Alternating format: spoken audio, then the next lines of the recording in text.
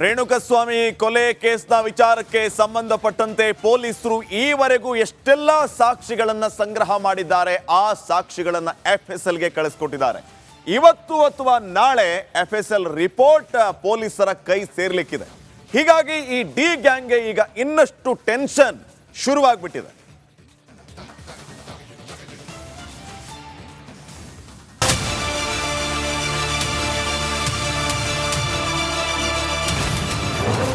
FSL ರಿಪೋರ್ಟ್ಗಾಗಿ ಖಾಕಿ ಹೈಕಣ್ಣು. ವರದಿ result ಏನಿರುತ್ತೆ ಎಂಬ ಕಾತರ. ರೇಣುಕಾಸ್ವಾಮಿ ಕೊಲೆ ಬಳಿಕ ಆರೋಪಿಗಳು ಒಂದಿಷ್ಟು ಸಾಕ್ಷ್ಯಗಳನ್ನ ನಾಶ ಮಾಡಿದ್ದಾರೆ. ಪ್ರಕರಣದ ಕಂಪ್ಲೀಟ್ ತನಿಖೆ ನಡೆಸಿದ ಪೊಲೀಸರು ಸಾಕಷ್ಟು ಸಾಕ್ಷ್ಯಗಳನ್ನ ಸಂಗ್ರಹಿಸಿದ್ದಾರೆ. ಕೊಲೆ ಸಮಯದಲ್ಲಿ ದರ್ಶನ್ ತೊಟ್ಟಿದ್ದ ಬಟ್ಟೆ, ದಾಸ ಹಾಗೂ ಪವಿತ್ರ ಗೌಡ ಮನೆಯ CCTV, ಮೃತದೇಹ ಸಾಗಿಸಲಾಗಿದ್ದ ಜೀಪ್, ರಕ್ತದ ಕಲೆಗಳ ಬಗ್ಗೆ ತಿಳಿಯಲು FSLಗೆ ಕಳುಹಿಸಲಾಗಿತ್ತು. ಅದರ ರಿಪೋರ್ಟ್ ಯಾವಾಗ ಕೈ ಸೇರಲಿದೆ ಅಂತ ಖಾಕಿ ಕಾಯ್ತಿದೆ. ಬಹುತೇಕ FSL ರಿಪೋರ್ಟ್ ಬರೋ ಸಾಧ್ಯತೆ ಇದೆ. ಮೊಬೈಲ್ಗಳ ರಿಟ್ರೀವ್, DVRನಲ್ಲಿರೋ ಡಾಟಾ ರಿಕವರಿ, ಹೀಗೆ ಅನೇಕ ವಿಚಾರಗಳನ್ನ ಹೈದರಾಬಾದ್ನಲ್ಲಿರೋ FSLಗೆ ಕಳಿಸಲಾಗಿತ್ತು. ವರದಿ ಬಂದ ಬಳಿಕ ಚಾರ್ಜ್ ಶೀಟ್ ತಯಾರಿಕೆಗೆ ಸಿದ್ಧತೆ.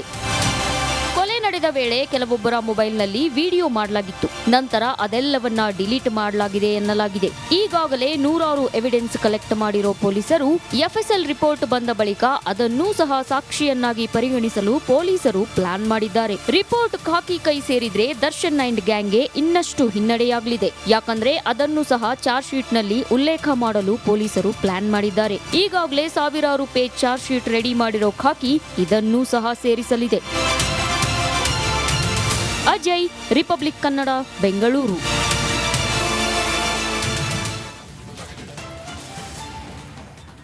ರೇಣುಕಸ್ವಾಮಿ ಕೊಲೆ ಕೇಸ್ನಲ್ಲಿ ಅಂಧರಾಗಿರುವಂತಹ ದರ್ಶನ್ ಅಂಡ್ ಗ್ಯಾಂಗ್ಗೆ ಈಗ ಹಗಲು ಇರುಳು ಬರೀ ಜಾಮೀನಿಂದೇ ಚಿಂತೆ ಆಗ್ಬಿಟ್ಟಿದೆ. ಜೈಲಿಗೆ ಹೋಗಿದ್ದು ಜಾಮೀನು ಯಾವಾಗ ಸಿಗುತ್ತೆ, ಯಾವಾಗ ಆಚೆ ಹೋಗ್ತೀವಿ ಅನ್ನುವಂತಹ ಪ್ರಶ್ನೆಗೆ ಉತ್ತರವೇ ಇಲ್ಲದಂತಾಗಿದೆ. ಅವರ ಅಭಿಮಾನಿಗಳು ಕೂಡ ಈ ಪ್ರಶ್ನೆಗೆ ಉತ್ತರವನ್ನ ಹುಡುಕ್ತಾ ಇದ್ದಾರೆ. ಜಾಮೀನು ಸಿಗೋ ವಿಚಾರಕ್ಕೆ ಸಂಬಂಧಪಟ್ಟಂಗೆ ದರ್ಶನ್ ಅಂಡ್ ಗ್ಯಾಂಗ್ ಯಾರ್ಯಾರಿಗೆ ಫೋನ್ ಮಾಡಿದ್ದಾರೆ ಗೊತ್ತಾ? ಒಂದು ವರದಿ ಇದೆ, ಬನ್ನಿ ನೋಡೋಣ.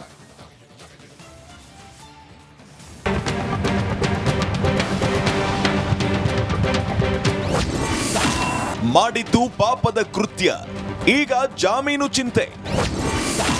ಆಪ್ತರಿಗೆ ಕರೆ, ಜಾಮೀನು ಯಾವಾಗ ಅನ್ನೋ ಕೊರಗು. ಹೆಣ್ಣು ಗಂಡಿನ ಏಳಿಗೆಗೂ ಕಾರಣ, ಮಿಸ್ ಆದ್ರೆ ವಿನಾಶಕ್ಕೂ ಕಾರಣವಾಗ್ತಾಳೆ ಅನ್ನೋದಕ್ಕೆ ಕೊಲೆ ಆರೋಪಿ ದರ್ಶನ್ ಅವರೇ ಉದಾಹರಣೆ. ಗೆಳತಿಯನ್ನ ಮೆಚ್ಚಿಸಲು ಹೋಗಿ ಈಗ ಜೈಲಲ್ಲಿ ಮುದ್ದೆ ಮುರಿತಾ ಇದ್ದಾರೆ. ಕೋಪದ ನಿರ್ಧಾರದಿಂದ ಈಗ ಜೈಲಲ್ಲಿ ವನವಾಸ ಅನುಭವಿಸ್ತಾ ಇದ್ದಾರೆ.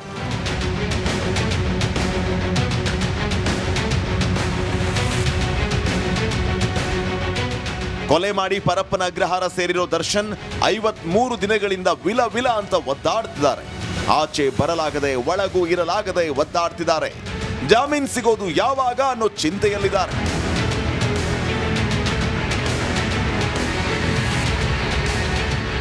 ಇವತ್ತು ದರ್ಶನ್ ಪತ್ನಿ ವಿಜಯಲಕ್ಷ್ಮಿ ಜೈಲಿಗೆ ಭೇಟಿ ನೀಡಲಿದ್ದಾರೆ. ಪತ್ನಿ ಜೊತೆ ಕುಟುಂಬ ಸದಸ್ಯರು ಬರುವ ಸಾಧ್ಯತೆ ಇದೆ. ಇವರ ಜೊತೆ ಜಾಮೀನು ಬಗ್ಗೆ ದರ್ಶನ್ ಮಾತುಕತೆ ನಡೆಸಲಿದ್ದಾರೆ.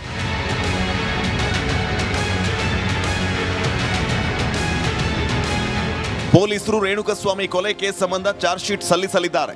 ಹೀಗಾಗಿ ಕಾನೂನಿನ ಉರುಳಿನಿಂದ ಹೇಗೆ ತಪ್ಪಿಸಿಕೋಬೇಕು ಅನ್ನೋ ಕುರಿತು ಚರ್ಚೆ ನಡೀತಾ ಇದೆ. ಮೊನ್ನೆ ರಾತ್ರಿಯೇ ಸ್ನೇಹಿತರ ಜೊತೆ ದೂರವಾಣಿ ಮೂಲಕ ಮಾತಾಡಿದ ದರ್ಶನ್ ಜಾಮೀನಿನ ಬಗ್ಗೆ ಚರ್ಚೆ ನಡೆಸಿದ್ದಾರೆ. ನವೀನ್ ಶೆಟ್ಟಿ, ರಿಪಬ್ಲಿಕ್ ಕನ್ನಡ, ಆನೇಕಲ್.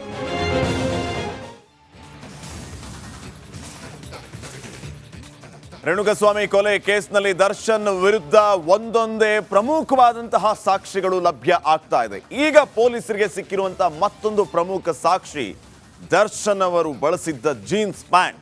ಇದು ಯಾವ ರೀತಿ ಸಾಕ್ಷಿಯಾಗಿದೆ, ಯಾವ ರೀತಿ ಪ್ರಕರಣಕ್ಕೆ ಟ್ವಿಸ್ಟ್ ಕೊಡ್ತಾ ಇದೆ, ಬನ್ನಿ ನೋಡೋಣ.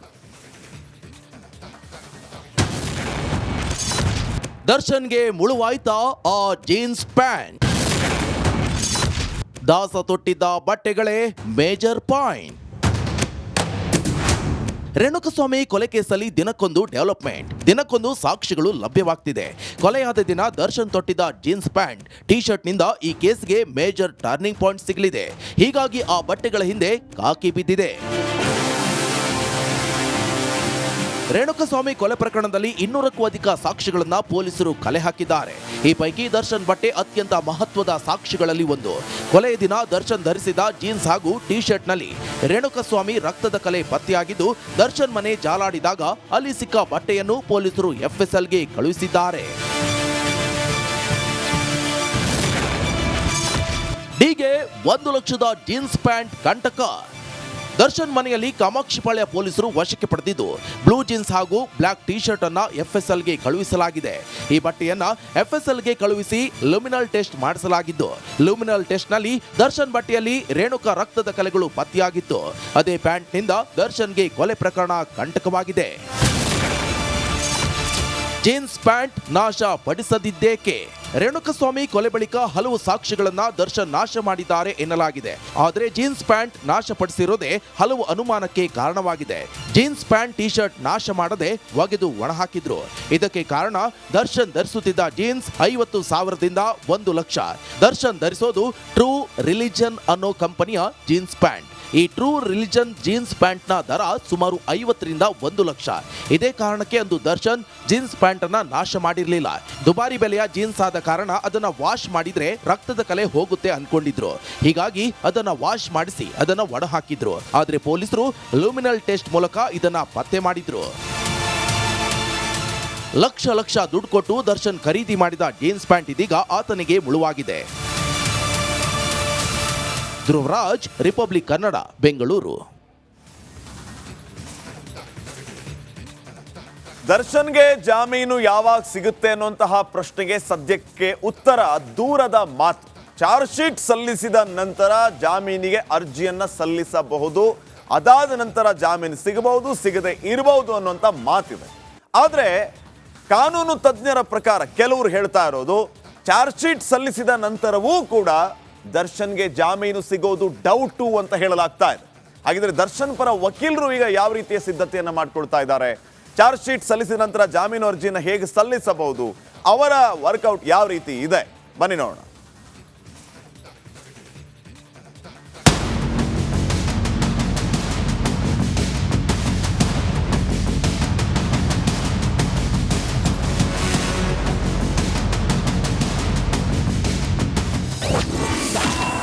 ಶೀಟ್ ಸಲ್ಲಿಸಿದ್ರು ಪೊರ್ಕಿ ರಿಲೀಸ್ ಡೌಟ್. ಜೈಲು ದಾಸನಿಗೆ ಸ್ಪೆಷಲ್ ಕೋರ್ಟ್ ಸಂಕಷ್ಟನ? ಜೈಲು ದಾಸನಿಗೆ ಸಂಕಷ್ಟಗಳ ಸರಮಾಲೆ ತಪ್ಪುತ್ತಿಲ್ಲ. ರೇಣುಕಾಸ್ವಾಮಿ ಕೊಲೆ ಕೇಸ್ನಲ್ಲಿ ಕಂಬಿ ಎಣಿಸುತ್ತಿರುವ ಕಾಟೇರ ವಿರುದ್ಧ ಚಾರ್ಜ್ ಶೀಟ್ ಸಲ್ಲಿಸಿದ್ರು ಜೈಲಿನಿಂದ ಹೊರಬರುವುದು ಡೌಟ್ ಎನ್ನಲಾಗ್ತಾ ಇದೆ. 90 ದಿನದ ಒಳಗಡೆ ಚಾರ್ಜ್ ಶೀಟ್ ಸಲ್ಲಿಕೆ ಆದ್ರೆ ಪೊರ್ಕಿ ಬಿಡುಗಡೆ ಆಗೋದೇ ಅನುಮಾನ. ದರ್ಶನ್ಗೆ ಸ್ಪೆಷಲ್ ಕೋರ್ಟ್ ಸಂಕಷ್ಟ ಎದುರಾಗಲಿದೆಯಾ ಅನ್ನೋ ಚರ್ಚೆ ಶುರುವಾಗಿದೆ.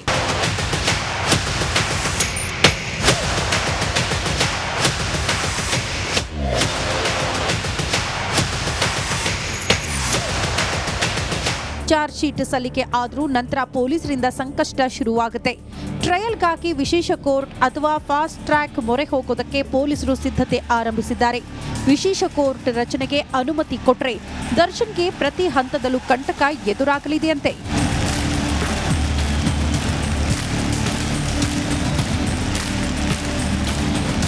ಹಾಗಾದ್ರೆ ವಿಶೇಷ ಕೋರ್ಟ್ನಲ್ಲಿ ಹೇಗಿರುತ್ತೆ ವಿಚಾರಣೆ ಅನ್ನೋದನ್ನ ನೋಡೋದಾದ್ರೆ, ವಿಶೇಷ ಕೋರ್ಟ್ನಲ್ಲಿ ಪ್ರತಿದಿನ ಟ್ರಯಲ್ ನಡೆಯುತ್ತೆ.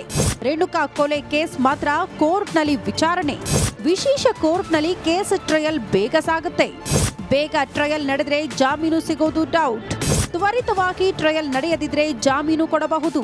ವಿಶೇಷ ನ್ಯಾಯಾಲಯಕ್ಕೆ ಮನವಿ ಮಾಡಿರುವ ಪೊಲೀಸರು ಆರೋಪ ಸಾಬೀತಾದ್ರೆ ಜೀವಾವಧಿ ಶಿಕ್ಷೆ ವಿಧಿಸುವ ಸಾಧ್ಯತೆ. ಆದಷ್ಟು ಬೇಗ ಜೈಲು ಪಂಜರದಿಂದ ಮುಕ್ತನಾಗಬಹುದೆಂಬ ಕನಸು ಕಂಡಿದ್ದ ಪೊರ್ಕಿಗೆ ಸ್ಪೆಷಲ್ ಕೋರ್ಟ್ ಸಂಕಷ್ಟ ಎದುರಾಗಿದೆ. ಆರೋಪ ಸಾಬೀತಾದರೆ ಜೀವಾವಧಿ ಶಿಕ್ಷೆ ಅನುಭವಿಸಬೇಕಾಗಬಹುದು. Dhruvaraj, crime bureau, republic Kannada.